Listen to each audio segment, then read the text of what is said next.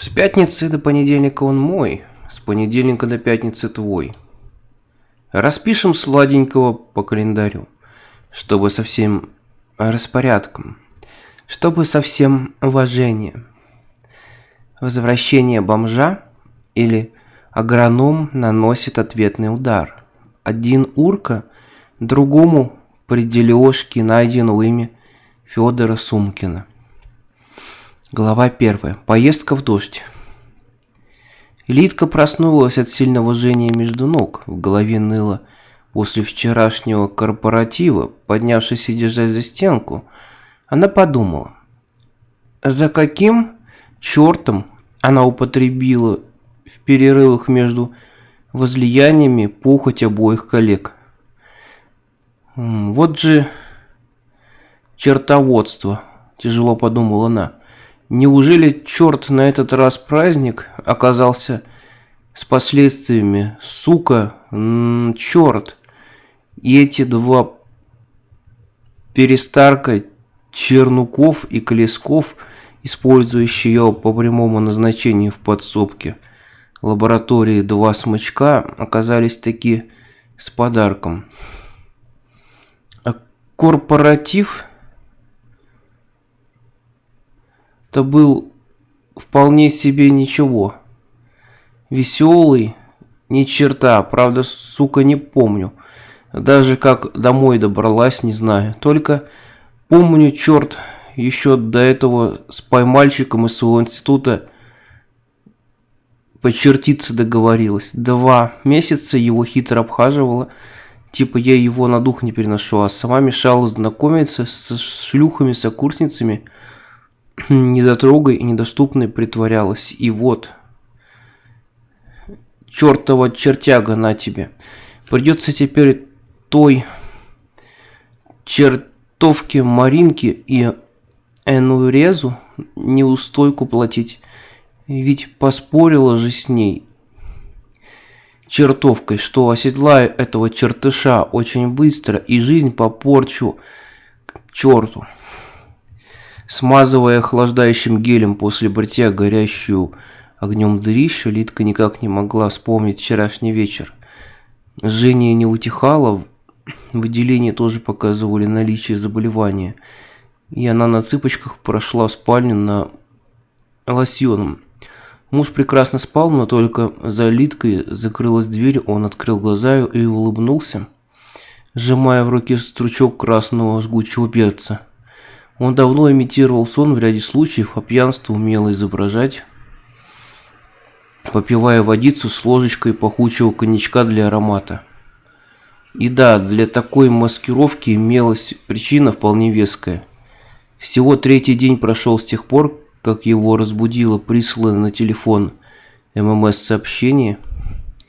Кто-то не поленился и прислал список богатеньких любовничков его жены, фото и видеоматериалы, как она на корпоративе с судорожными движениями узловатых рук удовлетворяла себя, притом с одной чертовкой наспор, крупным кактусом без колючек.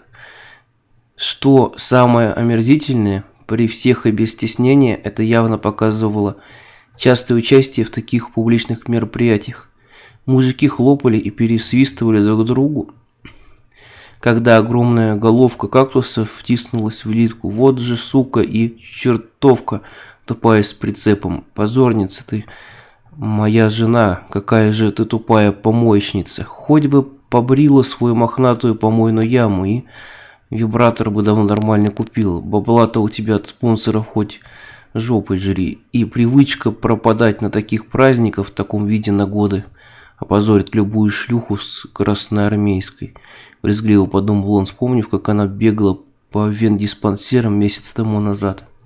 Ему поначалу захотелось убить ее, но остановила одна деталь. У кого он тогда будет таскать деньги на бухло, только из, на удивление, полного в любое время года кошелька? Ведь выпивку и жратву бесплатно в магазине не давали и не дают, и девочки, и минеточки за бесплатно тоже. Теперь источник этих самых денег был ему предельно ясен.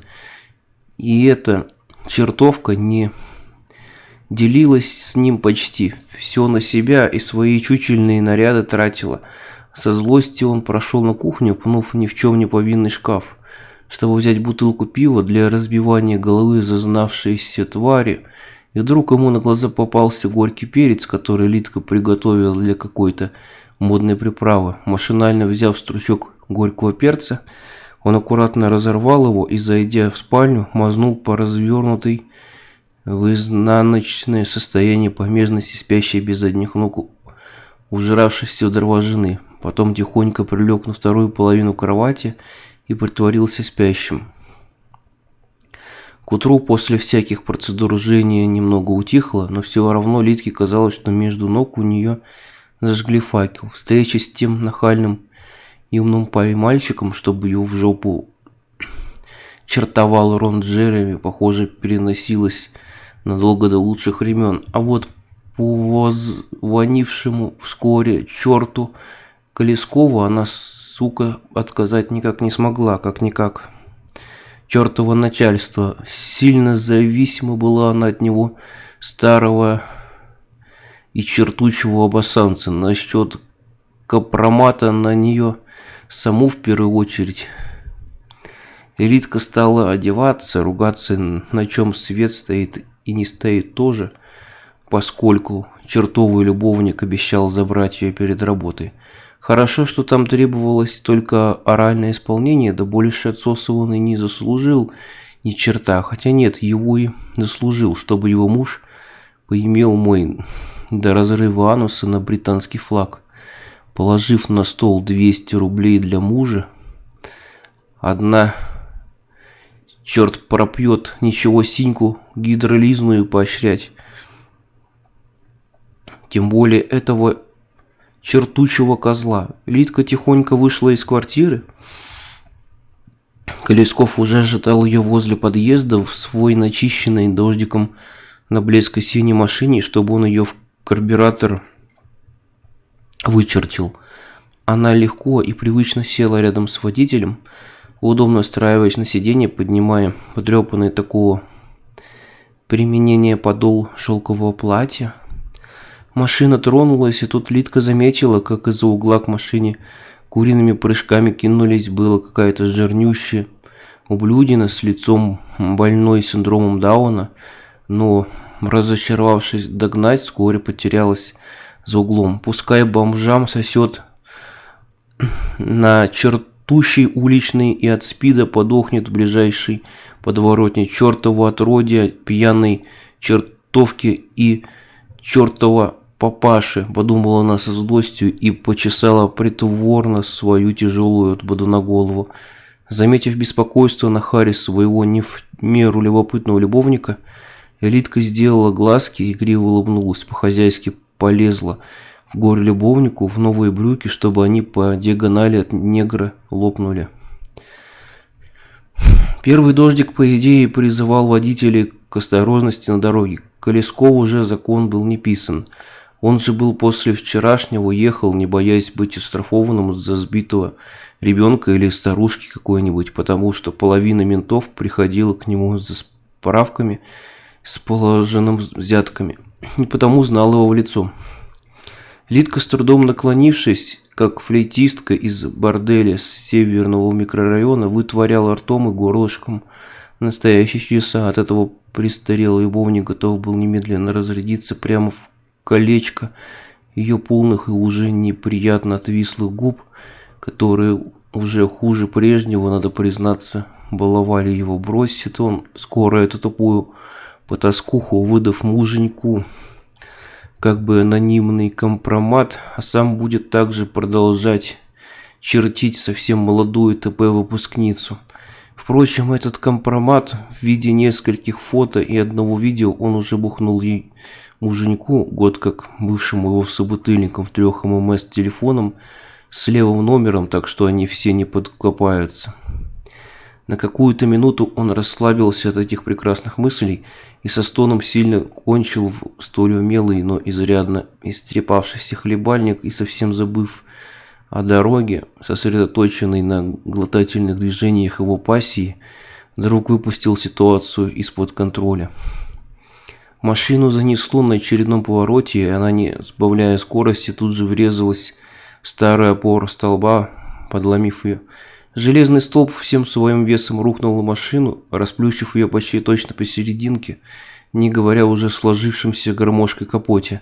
Ударившись со всего размаха мгновенно рассеченным кусками лобового стекла лбом, приборную панель, партнерша сломала себе шею. Повинуясь рефлексу, Лидка со всей силы прикусила челн Колескова у основания и, содрогаясь в вагональных конвульсиях, сжимала и разжимала челюсти, пуская кровавые слюни.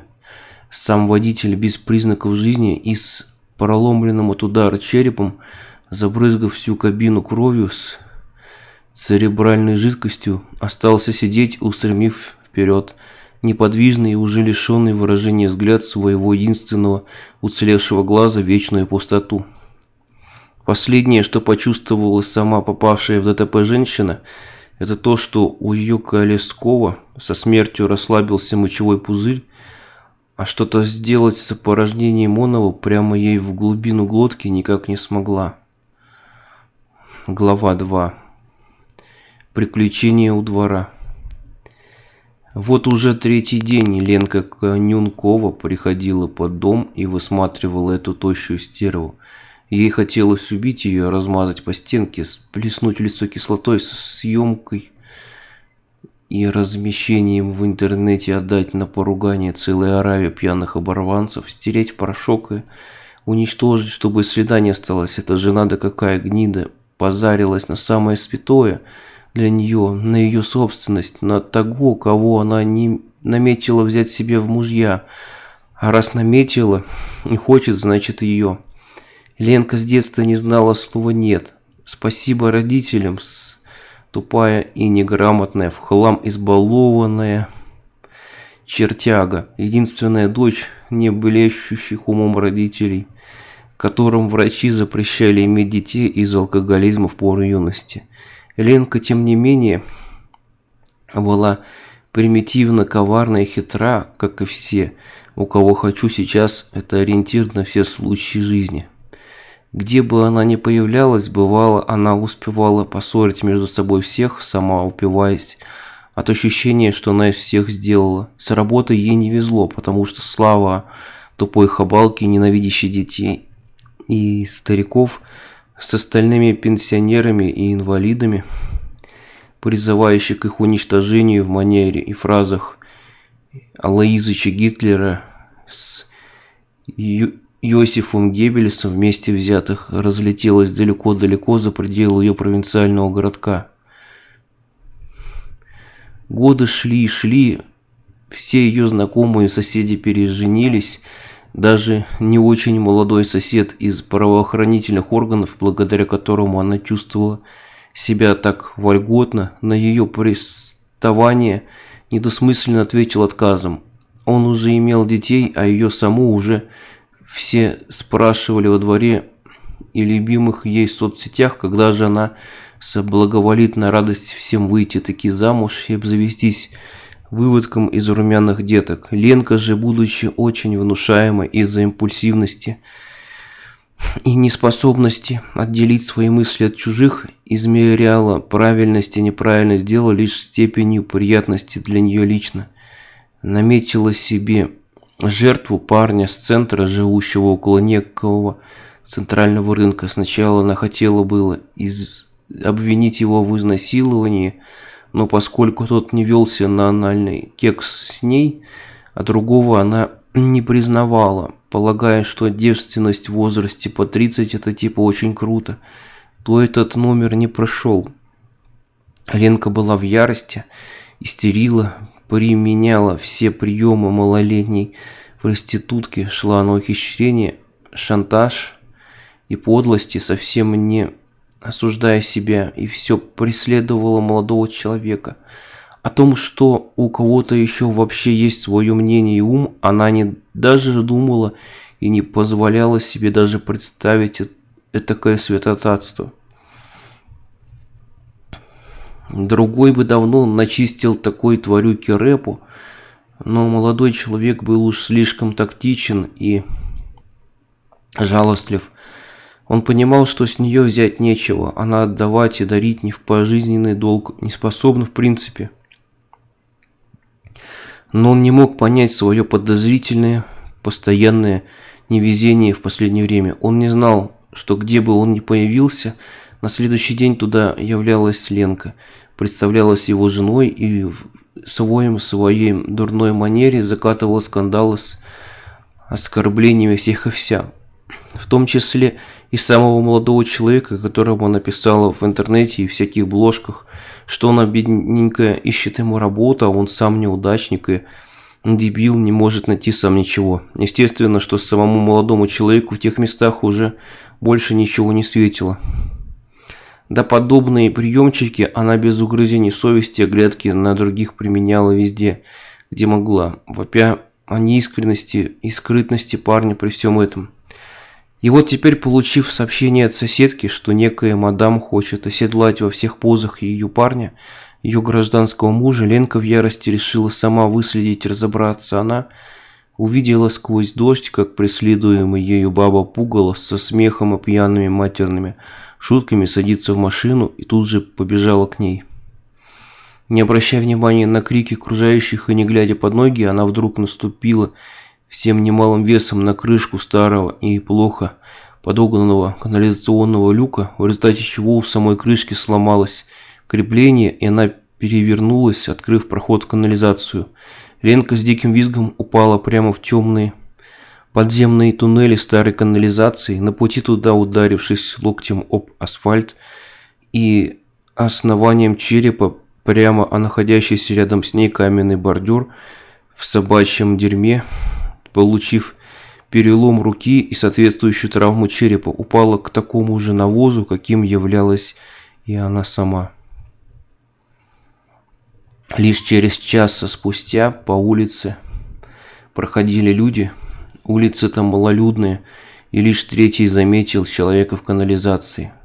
Криками в духе «На помощь! Вызовите же ей скорую!» наполнился дневной осенний воздух, а работники канализации с трудом и руганью достали такой нежданчик на свет Божий, морщась от итогов расслабленных отверстий Ленки.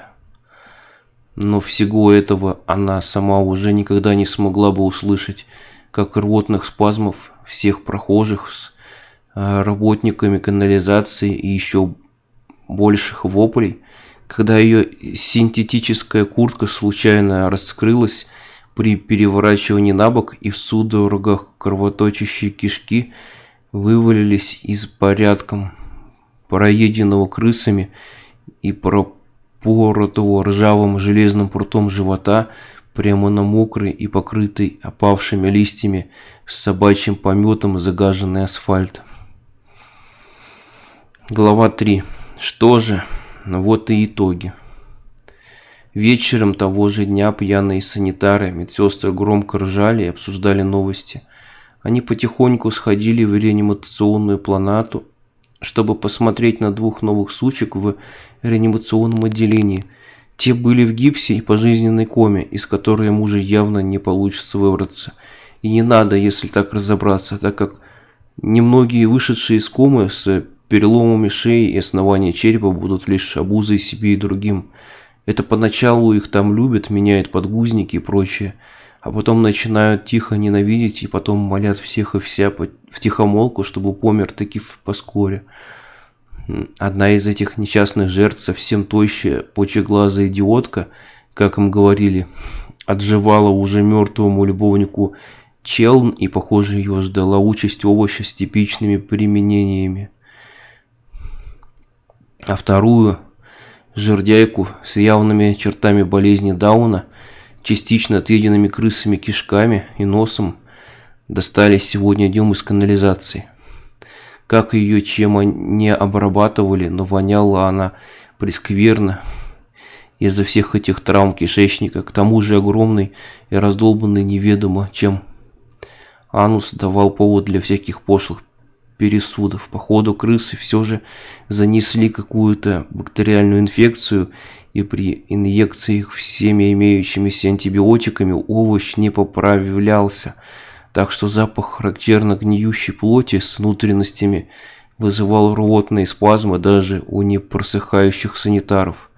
Иссечение ран не помогало тоже. Хирурги перевели все свои кишечные скальпели, так что с громким матом применяли лишь глазные, так внешние проявления заражения были оперативно убраны. Санитары оставляли все съеденное и выпитое ими при входе в палату прямо в раковине или в блестящем судне для временного хранения инструментальных отходов класса Б, добавляя к запаху гнили запах блевотины. За даром они смотреть такое вообще не хотели, а родители Ленки, типа свято верящие в бесплатную медицину, платить не хотели. Да, возможно, они втайне просто хотели избавиться от нее, пусть даже таким способом, благо такой шанс. Муж Литки, надо сказать, поначалу сильно огорчился, узнав про это и посмотрев на свой кошелек, но, пошептавшись со знакомым хирургом, очень заметно повеселел. Подойдя к зарегистрированной, загипсованной жене, он нарочито ласково потрепал ее по щеке и шепнул с чувством на ухо, что она принесет ему теперь гораздо больше денег, чем думал, а все потому, что органы у нее здоровые, не то что у того ее знакомого мальчика, которому он лишь сочувствовал, да и все дырки его жонки тоже в порядке.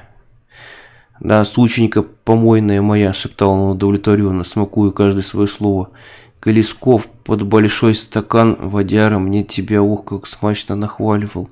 Я точно знаю, что ты там творила на чертятках у него в машине. Уж я то знаю. Как тебе и надо, ты безмозглая чертовка. Тупая ты шлюха. Чертовка дряная. Ну, чё? Нравится тебе теперь твоя жизнь, точнее, дожитие. Вот ты и догулялась, помойная тряпка. Теперь всякий с денежкой сможет тобой, как ты любишь, попользоваться. Прощай, плевательница для чертей. Еще я тебя развел уже 2 дня назад. Место и людей надо знать, корова ты тощая». Обездвиженная Литка все это слышала и с дикой яростью на всех мычала ругательство и особенно сетовала на свою собственную глупость. Она все слышала, но даже немного пошевелиться не смогла, ожидая своей хорошо известной участи секс-куклы и скорого примора по исчерпанию привлекательности для парней. По ночам где-то 3 раза в неделю деловитые санитары впускали через черный ход посетителей и делали доступ к телу по 2 косых рублей с члена за час. Сами же санитары пользовались ей бесплатно, поделив сладенькую, расписав ее по календарю так, чтобы со всем распорядком, чтобы со всем уважением. Никто не должен быть в таких вопросах забыт, свято верили они. И студенты-медики тоже иногда за бутылочку прикладывались. Литку, как и многих бывших тут до нее, прозвали треником, сокращение от слова тренажер. Клиентов было очень и очень много, санитары хорошо ухитрялись зарабатывать, не обижая главврача и немолодого заведующего отделением по факту нового хозяина треника. Чтобы она не умерла раньше времени, ее кормили, мыли и все прочее. Питательные трубки и катетеры поставили такие, чтобы она не могла сама их вырвать и покончить с собой. Однако, когда из-за страшной аварии отключилось все электричество, приборы не смогли более держать в ней жизнь буквально за горло, и она без своего искусственного легкого задохнулась на своей койке, испытав напоследок дикий ужас. Он же первый раз, когда она поняла, что она не выше всего, что она такая же, как и все. И еще она поняла, что ее час уже пробил. С Ленкой поступили намного проще. Нужным образом все зашили, чтобы от нее запаха сильного не было. Сделали брюшную стому в нужном месте и поставили стандартный кишечный катетер по дешевке, так что ее прямая кишка и, на удивление, огромный анус были всегда чистыми, но из За всего этого ее использовали по назначению лишь не сильно брезгливые медики. Всем прочим же они честно говорили правду, что она заражена от травмы брюшины и потому, как кекс-кукла, не годится никуда. И ночью, ровно за 2 дня до той аварии, после бурного кекса с как-то раз решившим под вино вспомнить молодость главврачом, уже умиравшая от сепсиса Ленка прекратила свое овощное существование, бурно дергаясь в бессознательных судорогах и, разорвав пару швов на животе, наполнила контейнеры кровавыми отходами своей жизнедеятельности. Автор Ирвин Эллисон.